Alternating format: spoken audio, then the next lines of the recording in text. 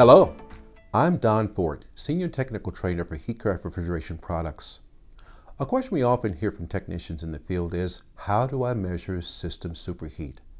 It's important to know that superheat can be measured at the evaporator as well as the condensing unit.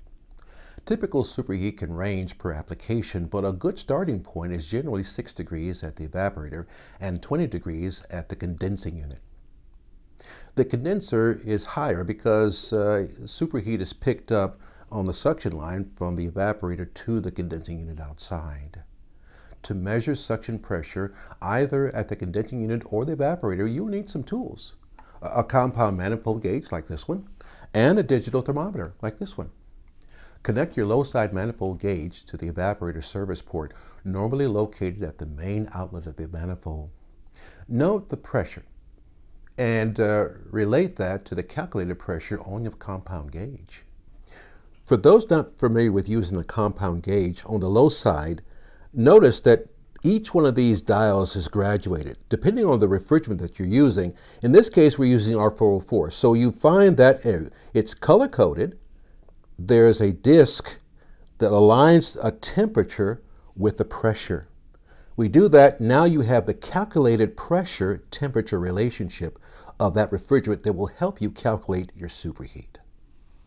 Now use the clamp-on thermometer to measure the sensible temperature at the place where you measure suction superheat, usually where the sensing bulb is for the TXV. The difference between those two values is your superheat value. Superheat temperature is a vapor above the saturated boiling point of that refrigerant. Now, why is this important?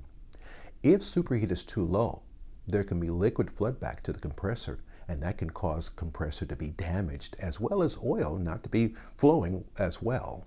And oil wash can also damage the compressor's moving parts.